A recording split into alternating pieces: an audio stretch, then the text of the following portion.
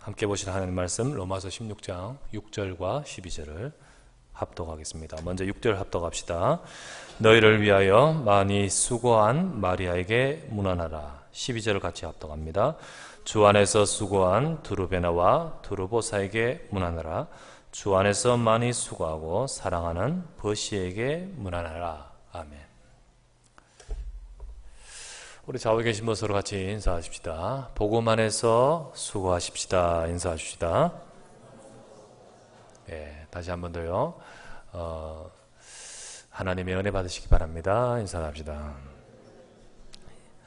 예, 오늘 이 시간에도 우리가 하나님 앞에 예배하면서 여러분들과 제 모든 삶에 하나님이 맺으시는 열매와 또 응답을 우리의 수고, 씨를 뿌리며 눈물을 흘리며 씨를 뿌리는 우리의 모든 수고에 하나님께서 정말 귀한 열매를 맺게 하는 그런 우리의 삶이 되기를 바랍니다.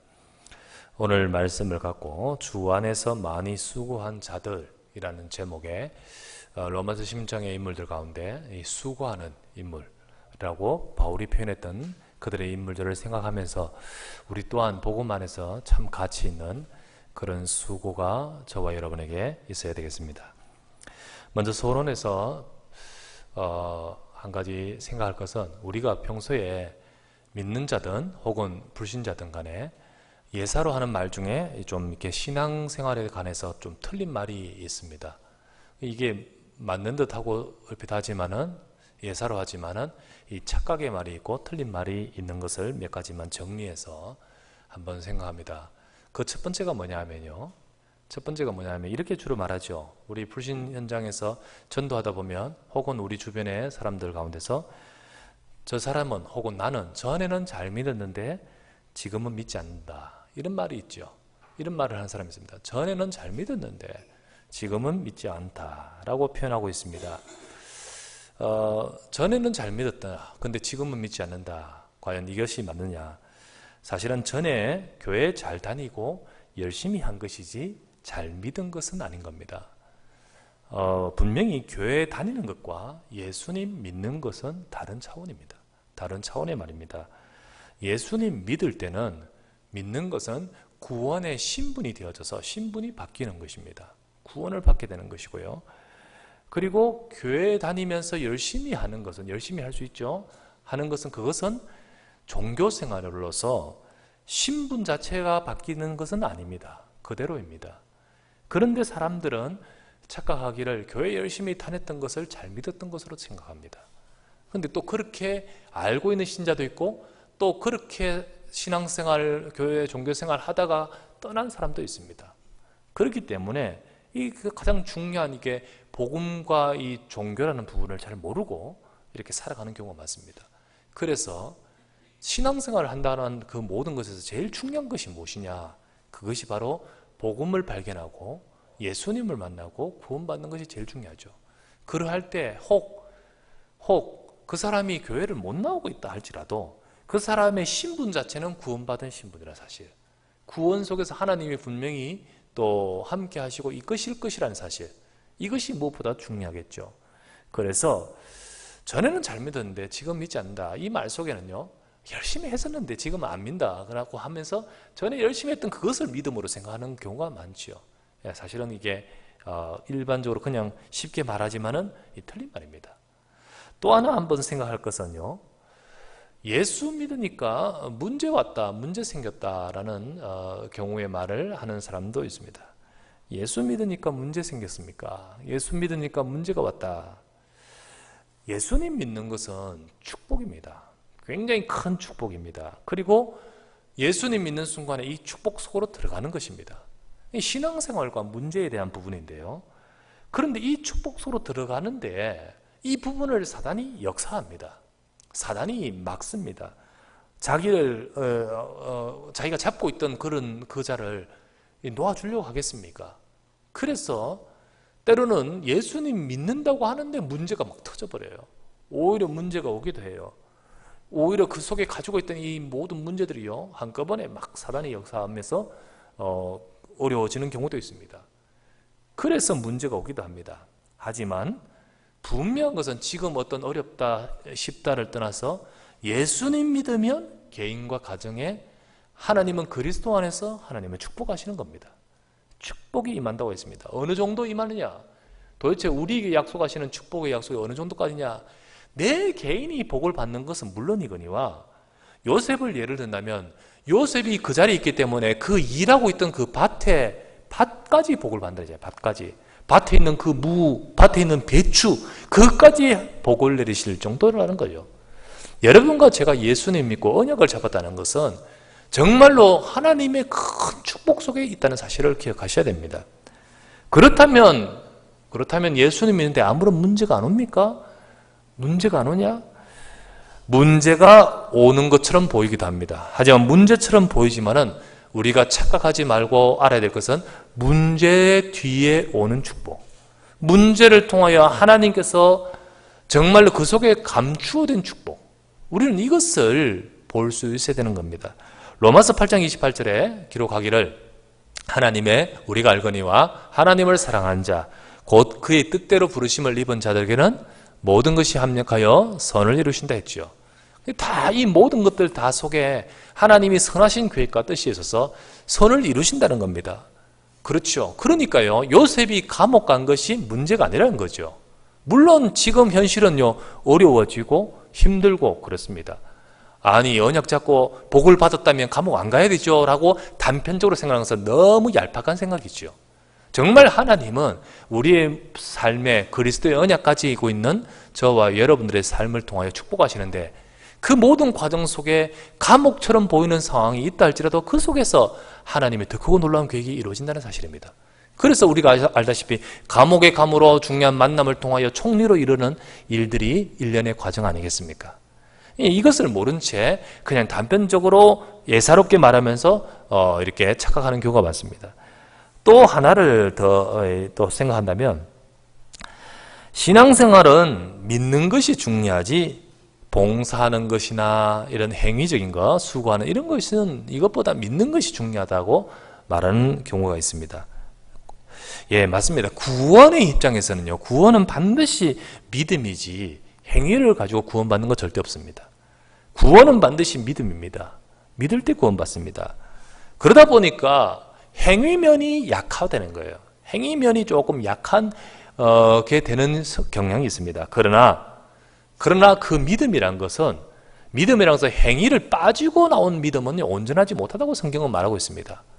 그래서 분명히 믿음이지만은 그러나 복음의 가치를 진짜 아는 자는 복음 안에서 행위가 나온다는 거죠.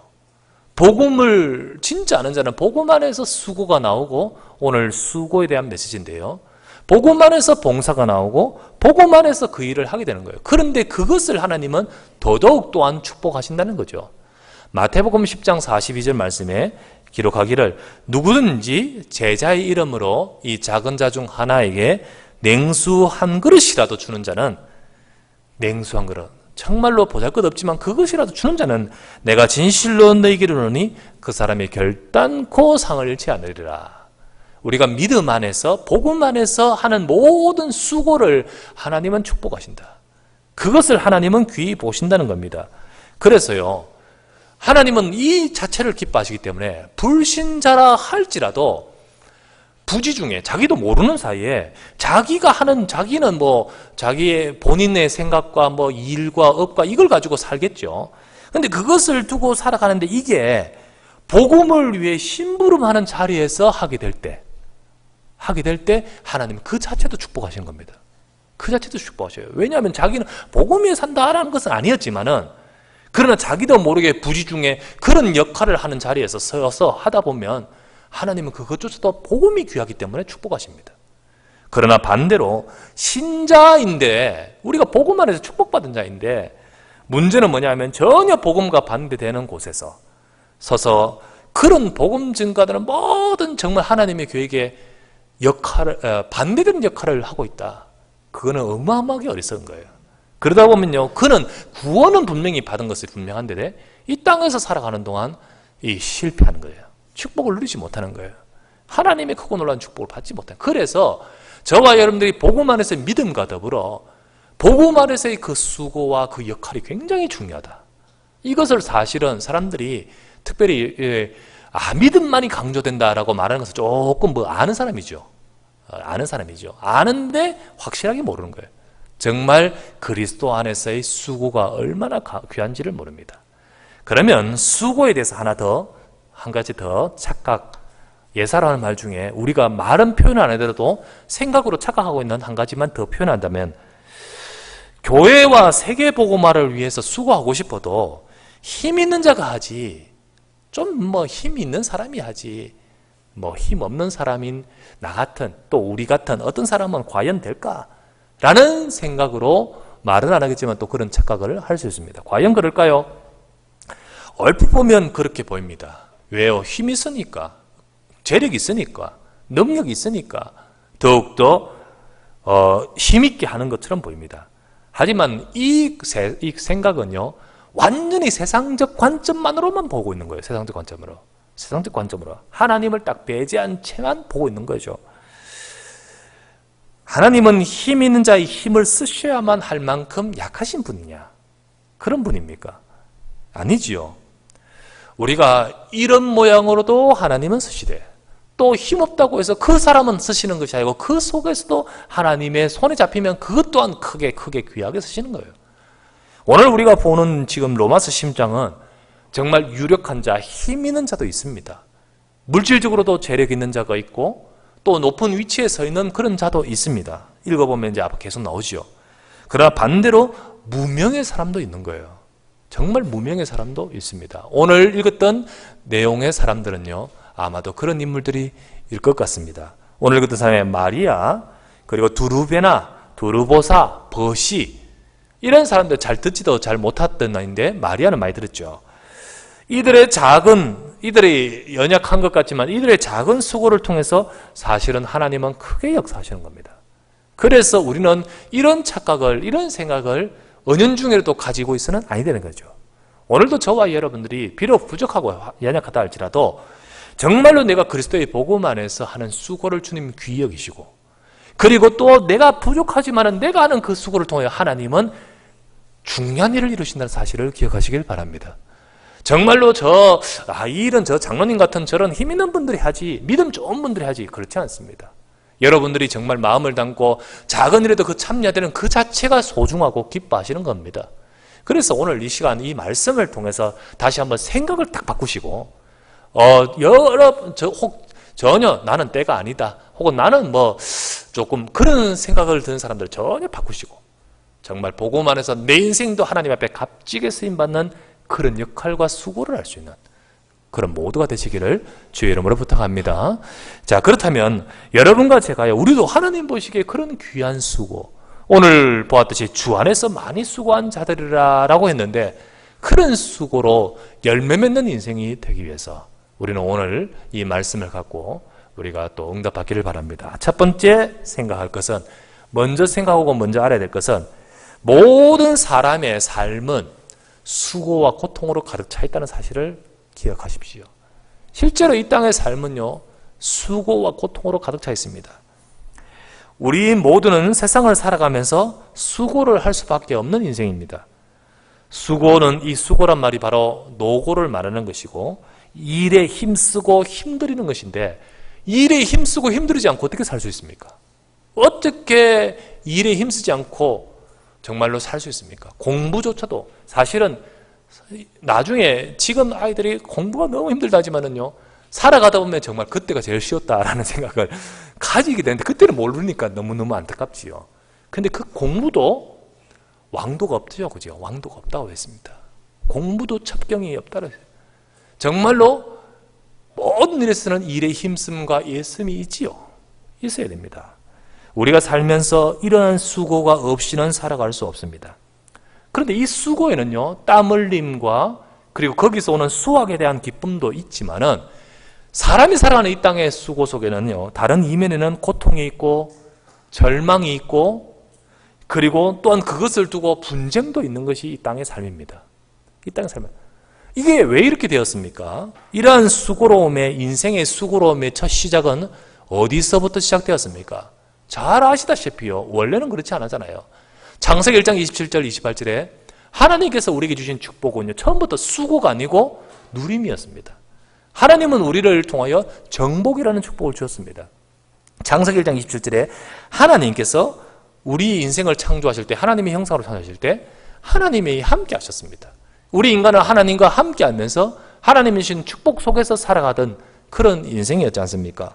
이때 우리 삶의 수고와 고통은 없는 거죠.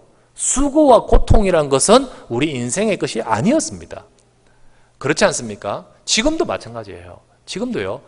아기가 엄마 뱃속에 딱 있을 때 엄마야 힘들지. 정말로 엄마의 허리도 아프고 막 힘들고 힘들지. 근데 이 아기는요. 그 속에서 엄마의 영양분을 그대로 받고 엄마 뱃속에서 있고 그렇게 살지 않습니까? 물론 이게 불완전해서 엄마가 어렵고 힘들 때 아기도 불안한 것도 있지만은 그러나 일반적으로 볼 때 가장 정말 안전하고 가장 편안하고 가장 안락한 순간이 그 속에 아닙니까? 이 아기가 태어나서 나올 때부터 이제 시작되는 거예요. 힘들게 나와서 그때부터 터지는 것이요. 아 좋다 이게 아니고요. 응아로 시작하지 않습니까? 응아로. 이게 인생의 첫 시작이에요. 울음부터 시작하는 거예요. 그렇게 물론 이렇게 터지면서 이렇게 호흡도 하고 하지만요. 그때부터 뭡니까? 전에는 그냥 엄마 뱃속에서 그냥 먹는 거 다 왔는데 이제는 울어야 엄마가 주고 엄마가 이게 약간 둔하면요. 미처 알지도 못하고 내가 이거 달라는데 엄마가 자꾸 엉뚱한 걸 하니까요. 내 지금 엉덩이 축축한데 자꾸 엄마는요. 젖꼭지 입에 그게 맞으니까요. 너무 힘든 거예요. 이게 왜 이래 힘드냐는 싶죠. 이게 바로 시작 아닙니까? 인생이 지금요. 어릴 때부터 인생의 전체 삶에 사실은 엄마 뱃속에 함께 있을 때 가장 편하듯이 우리 인생은 하나님하고 함께 할 때 우리 인간은요. 하나님하고 함께 할 때 가장 정말 행복한 것이 바로 우리 인생이었는데 근데 문제는 창세기 3장에서부터 시작하잖아요. 창세기 3장에서 우리 인간이 하나님 앞에 범죄함으로써 우리 인간이 마귀에게 잡혀서 하나님을 떠나면서 그때부터 우리에게는 고통이 오고 죽음이 오고 실패가 오고 수고가 오고 어려움이 오는 거예요. 창세기 3장에 인간이 하나님을 떠나 죄짓고 하나님을 떠나면서 저 숲속에서 숨어서 풀숲에 숨어서 두려워 떨고 있는 그 아담 하와를 두고 하나님께서 뭐라고 하셨습니까? 16절에서 이렇게 말합니다. 창세기 3장 16절 또 여자에게 이르시되 내가 네게 임신하는 고통을 크게 더하리니 네가 수고하고 자식을 낳을 것이며 너는 남편을 원하고 남편은 너를 다스릴 것이니라 하시고 또 두 번째 아담에게 이르시되 네가 네 아내의 말을 듣고 내가 네게 먹지 말라 한 나무의 열매를 먹었은즉 땅은 너로 말미암아 저주를 받고 너는 네 평생에 수고하여야 그 소산을 먹으리라. 이 수고란 말이 여기서부터 시작돼요. 여기서부터. 인생의 수고가 어디서부터? 창세기 3장부터 시작돼요. 그 이전에는 수고란 단어 자체가 없지요. 우리 인간이 바로 하나님을 떠나 죄 속에. 그래서 지금 우리의 삶에 오는 인생의 고통과 또 수고와 많은 어려움들이 어디서부터 시작됐냐? 바로 인간이 창세기 3장에서 하나님을 떠나는 그 순간, 하나님께 범죄하여 마귀에게 잡히는 그 순간, 그래서 성경 에베소서 2장 1절의 말씀에는 너희 허물과 죄로 죽었던 그 죄로 인하여 우리가 죽었던 너희를 살리셨도다. 2절에부터는요. 죽은 그 상태가 어떤 상태입니까? 바로 이 땅에서 공중의 세상 풍조를 따라 공중의 권세 잡은 자를 따른다는 거죠. 그리고 이어서 3절 말씀에는 육신과 마음에 원하는 것을 하지만 본질상 진노의 자녀다. 절대로 떠나버릴 수 없고 잊을 수 없고 해결할 수 없는 본질상 진노의 자녀입니다. 이것이 바로 인생의 문제요 고통이에요. 그래서 이 땅에는 고통이 가득하고 이 땅에는 없애야 될 것이 많고 슬픔이 많고 아픔이 많고 재앙이 가득한 거예요. 지금도 저 가자 지구의 유대인들 이 인간들은요 막 쏘아보면서 지금 몇천 명이 죽고요. 이 참 나쁘죠. 얼마나 사람이 나쁜지요. 자기들의 그 신념, 자기 정치적 그리고 이런 거 가지고요. 그렇게 가자 지구의 사람들을 죽이되 아이들까지 죽잖아요. 지금 아이들까지 그대로 죽잖아요. 그러면서 이스라엘의 그 유대인들이 댓글을 달아나는 것이 보도가 됐는데요. 뭐라고 표현되어 있습니까? 뭐라고요? 아이 죽은 것에 대해서 막 여론이 막 그러니까요. 히틀러도 아이였다는 거죠. 그래서 저 아이들이 나중에 테러 분자 되기 때문에 미리 싹을 자르는 것이다 라고 표현하든지 정말 나쁘죠. 이런 집까지 세상은 점점 재앙과 아픔이 가득한 거예요. 점점 비인간적이고 점점 엽기적인 것도 나오고요. 이번에 포천인가 거기에 집에 들어가 처음 본 사람 얼마나 가슴이 철렁했을까요? 방 안에 고무 다라이 난 다라이 그러는데 이게 사투리인지 모르겠네. 이거 있잖아요. 그거 큰 바게스 그 안에 사람 남자 2명 죽어 있으니까요. 거기다가 거기에 애를 그 방치해 놓고 어머니 도망가고 애는 뭐 거의 굶주리다시피 하고요. 그게 알고 보니까 그 집의 여자의 지금 소행으로 지금 알고 잡았죠. 이번에 잡았다고 좀 돼 있습니다. 그런데 그런 것을 보면서요, 어떻게 이럴 수 있을까, 인간으로서. 그런데 갈수록 사람이 이렇게 점점 비인간화 되어지고 점점 그렇게 재앙과 아픔과 이런 있어서는 안 될 일들이 가득하게 일어나는 첫 번째 이유가 뭡니까? 그게 바로 창세기 3장에서 인간이 하나님을 떠나서부터 있는 겁니다. 이런 세상 속에서 살아가기 때문에 사람은 참 고통이 있고요. 그러다 보니까 살아남으려고, 안전해 보려고, 정말로 행복해 보려고 수고하면서요 발버둥을 치고 있습니다. 그러나 분명한 것은 인생이 이 문제가 해결되지 않고 하나님 떠나 있는, 하나님 없이 살아가는 인생은 결국 하는 모든 수고하는 인생이지만 그 수고가 다 헛된 것이다. 결국은 헛된 것이다. 시편 127편에 이렇게 나오죠. 여호와께서 집을 세우지 아니하시면 세우는 자의 수고가 헛되며 여호와께서 성을 지키지 아니하시면 파수꾼의 껴있음도 헛되도다. 너희가 일찍 일어나고 늦게 누우며 수고의 떡을 먹음이 헛되도다. 그러므로 여호와께서는 그의 사랑하신 자에게 잠을 주신도다 라고 표현되어 있습니다. 이처럼 여호와를 떠나, 하나님을 떠나, 하나님을 잃어버린 채 세상에서 하고 있는 여러 많은 수고와 고통, 노력과 애씀이 가득하지만은 결국은 근본 인생의 문제를 해결하지 못한 채, 하나님 주신 답이 없는 채는 우리가 수고한다고 집을 세우고, 우리가 수고한다고 성을 지키고, 우리가 수고하면서 내 아침부터 저녁까지 애써서 힘써 모든 것을 한다 할지라도 결국은 모든 것이 헛되다라고 하셨습니다. 성경 전도서 2장 22절에서 23절에 이렇게 나옵니다. 사람이 해 아래서 행하는 모든 수고와 마음에 애쓰는 것이 무슨 소득이 있으랴? 일평생에 근심하며 수고하는 것이 슬픔뿐이라. 그의 마음이 밤에도 쉬지 못하나니 이것이 헛되도다. 사람이 일평생에 수고하는 것이 무슨, 그 모든 수고가 다 결국은 슬픔의 결과가 나올 뿐이고, 결국은 그 마음이 밤에도 쉬지 못하는데 다 이 모든 것들이 헛되도다라고 전도서에 누가 했습니까? 이야기했습니까? 솔로몬이 그렇게 말합니다. 결국 이 전도서의 제일 마지막 결론은 뭐라 되어 있습니까? 그렇다. 그렇기 때문에 인간은 하나님을 만나야 된다. 인간은 하나님을 찾아야 된다. 정말로 우리가 날이 늦기 전에 여호와 하나님을 만나야 된다라고 표현하는 것이 전도서의 말씀 아닙니까?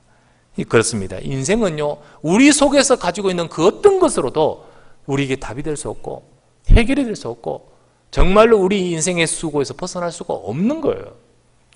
세월호 사건이 벌어진 지 벌써 한참 좀 지났는데요. 세월호 사건 이후에 인식이 전환이 많이 되었습니다. 안전에 대해서도 많이 인식이 되었고요. 여러 가지 됐는데 그중에 부모님들에게 생각이 많이 바뀌는 부모님들의 생각, 그중에 첫 번째가 뭔지 아십니까? 첫 번째가 세월호 이후 부모님들의 첫 번째 생각이요, 아이들한테 뭘 말하냐면요, 네 판단대로 해라라고 하는 거예요. 네 판단. 이게 왜 나온 말인지 알지요? 왜냐면 부모님 말 잘 듣고, 부모님 말이 아니고 뭐죠? 어른 말 잘 듣고 있던 애들은 다 죽어버렸어요. 그죠? 그런데 거기서 판단 딱 하고 나가야겠다라고 판단하는 걔들은 살았단 말이죠. 우리의 일반적인 교육이요, 잘 듣고 순종해라는 것이었는데 그게 지금 안 먹혀버리는 거예요. 그러니까요, 이제는 어떡합니까? 네 판단대로 하라는 말이 제1이라는 거예요. 일이 생각의 전환, 생각이 되는. 무슨 말인지를 알지요. 이렇게 가르칠 수밖에 없는, 궁여지책으로 이렇게, 이것도 완전한 답은 못 되죠. 근데 피치 못하게 이렇게 가르칠 수밖에 없는 것이 현실이에요.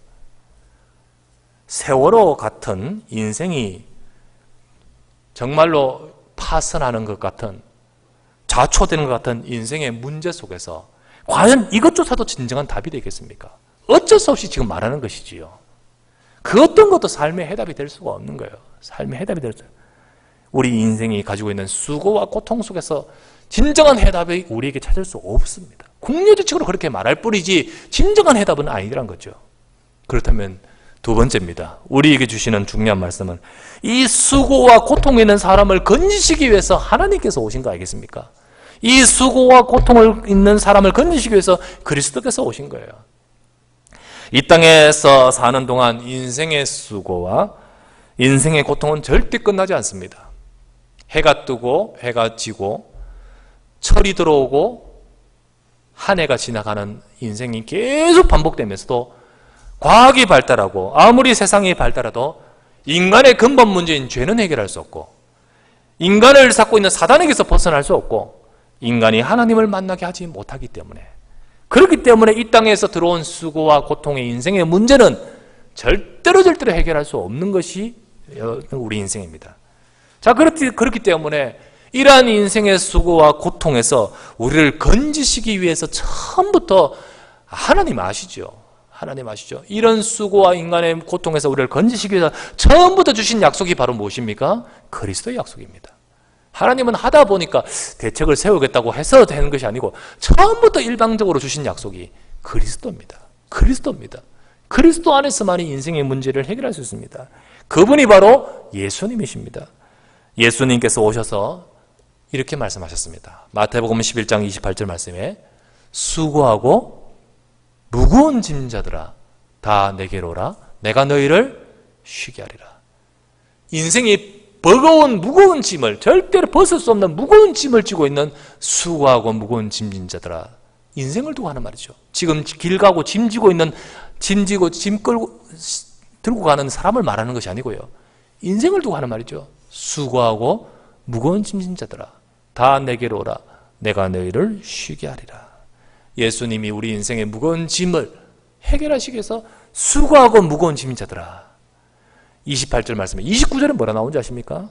29절에 나의 멍에를 메고 내게 배우라 그리하면 너희 마음이 쉼을 얻으리라.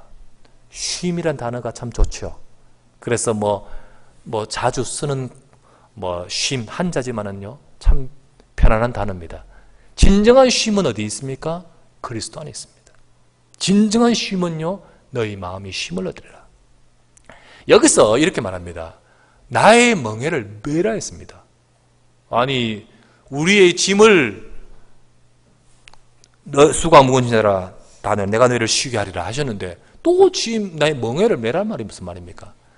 여러분과 제가요 멍에를 맨다는 말이 바로 무슨 말이냐면요 저 이스라엘 나라에서요 멍에는요 항상 소 2마리를 딱 같이 갑니다. 2마리 한 마리가 아니고 2마리 소의 등에 이렇게 메우는 것이 멍에 아닙니까? 근데 그 2마리가 쫙 끄는데 나의 멍에를 메란 말은 나와 같은 멍에를 같이 메라는 거죠. 그런데 보십시오. 튼튼한 큰 소 한 마리를 딱 여기 멍에 메고 그 같은 멍에에다가 작은 송아지 한 마리 같이 멍에를 맸다. 이것은 누가 끌지요? 송아지가 끕니까? 누가 끕니까? 큰 소가 끌게 돼 있죠. 그러면 옆에 소는요 어떡하죠? 따라가는 거예요. 그냥 따라가는 거예요.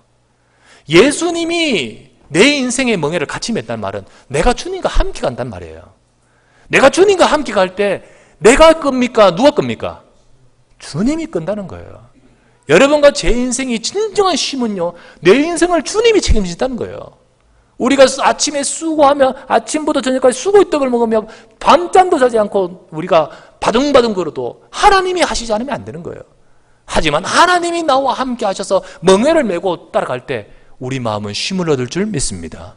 우리 인생이 쉬워지는 방법이 여기 있다는 거예요. 그래서 수고하고 무거운 짐진 자들아 다 내게로 오라. 여러분 이 시간에 여러분들이 주님 말씀 듣고 있지만 여러분의 삶 속에서 여러분 멍에를요 여러분 혼자서 메고 가면 안 됩니다. 힘들어요.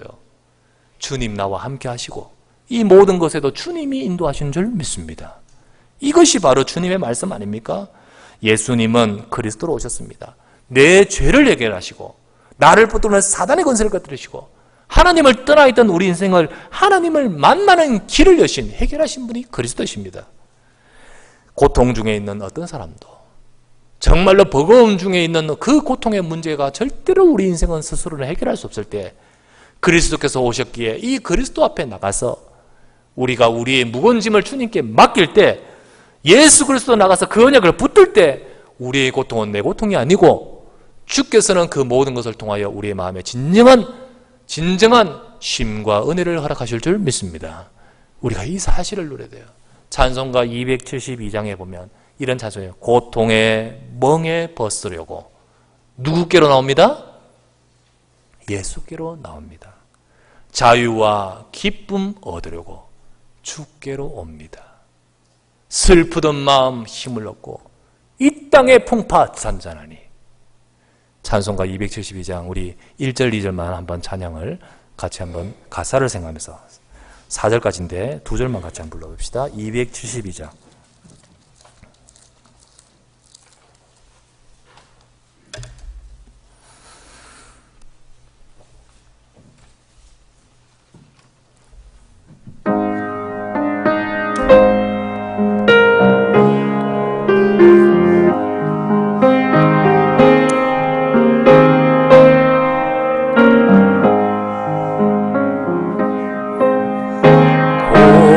고통의 멍에 벗으려고 예수께로 나갑니다. 자유와 기쁨 베푸시는 주께로 갑니다.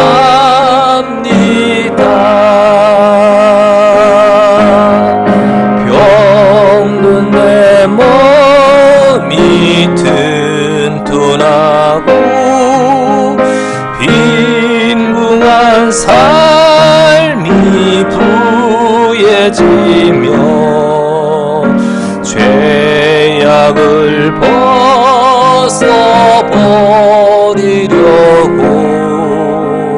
주께로 갑니다. 2절. 낭패와 실망 당한 뒤에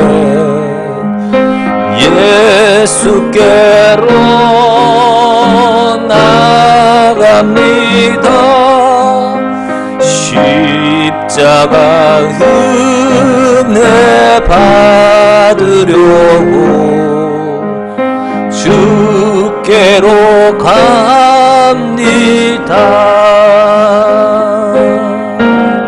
슬프던 마음 위로받고 이 생의 풍파 잔잔하며 영광의 찬송 부르려고 주께로 갑니다.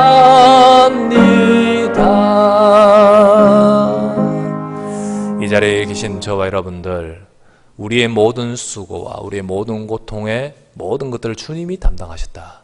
우리는 그리스도께로 나가야 됩니다. 그리스도와 함께 가야 됩니다. 그럴 때 우리의 문제는 주님께서 주관하시는 속에 있습니다. 우리가 그 축복을 누리는 우리의 모든 삶이 되시기를 주의 이름으로 축원합니다. 세 번째 우리가 나눌 말씀은, 그렇다면 이제 세 번째는 주 안에서 새로 찾은 가치 있는 수고가 저와 여러분에게 생기는 것입니다. 주 안에서 새로 찾게 되는 가치 있는 수고가 생기게 됩니다. 오늘 읽었던 6절과 12절에 보니까 마리아가 나오고 드루베나가 나오고 드루보사가 나오고 버시가 나옵니다. 누군지 잘 모릅니다. 왜냐하면 성경에서 다른 데는 나오지 않고 잘 표현이 되어 있지 않습니다. 근데 마리아는 많아요. 마리아는 당시에 굉장히 흔한 이름이었습니다. 그래서 성경에도 마리아가 많아요. 마리아, 성경에서 총 마리아가 몇 명 나오냐면 7명이 나옵니다. 그러면 이 마리아는 그 중에 한 명이겠죠. 그 중에 한 명이고요. 누굴까요? 마리아 중에는요, 7 귀신 들렸다가 그리스도를 만나서 해방받은 자가 있습니다. 누구죠? 막달라 마리아가 있습니다. 또 마을에서 죄인으로 취급받았어요. 다 죄인으로 취급하는데 예수님께서 그곳에 한 바리새인 집에 식사하러 오신 것을 알고 익히 이미 복음 듣고 구원받은 그 은혜 감사해서 그 주님께 와서 향유 하나를 옥합을 끼워가지고요, 주님 앞에 눈물로 흘리면서 무릎 꿇었던 그 사람이 마리아예요. 누군지는 모릅니다, 정확하게. 그리고 버시는 누구냐? 버시는 헬라어로 페르시스입니다. 페르시스. 이게 우리나라 말로 쉽게 버시라고 표현되어 있죠. 근데 이 페르시스라는 말은 뜻은 페르시아 여자란 뜻입니다. 이름이 페르시아 여자. 아마도 이 페르시아 여자는 페르시아에 있던 여자가 이곳으로 와서 노예로 와 있는 사람이든지, 아니면 여기 유대인 중에 끌려가서 페르시아에 있다가 거기서 출생을, 그 후대가 출생했던 그 사람이 여기 와 있든지 둘 중에 하나인 거예요. 아마 학자들이요, 그럴 것이다 라고 생각합니다. 그만큼 아마도 그의 신분은 노예일 신분이 가능성이 많다라는 말이었습니다. 자, 과연 이들의 자기의 그 비참한 인생 속에서 복음을 받았다는 거예요. 그의 비참한 인생 속에서 그리스도의 복음을 받고 보니까 그의 인생이 얼마나 감격이 되며, 내가 무거운 짐을 지고 버거운 짐을 지고 수고하는 인생으로 살다가 그리스도를 만난 내 인생이 죄에서 벗어나고 내 인생의 고통에서 나를 해결하신 그리스도를 만나니까 얼마나 감사가 되고 감격이 되었겠습니까? 그들에게 있어서는 복음이란 것이 얼마나 소중했겠습니까? 이 복음 그리스도가 얼마나 소중했을까요?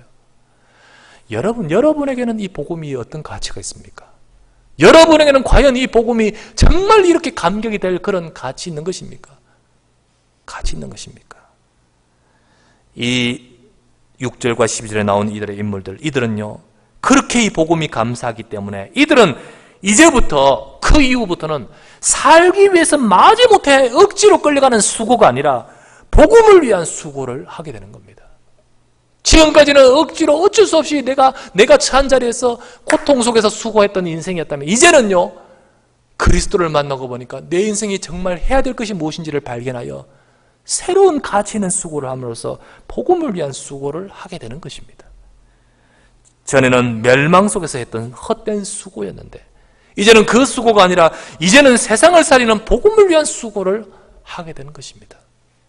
그런데요, 하나님이 이걸 너무 귀히 보시는 거예요.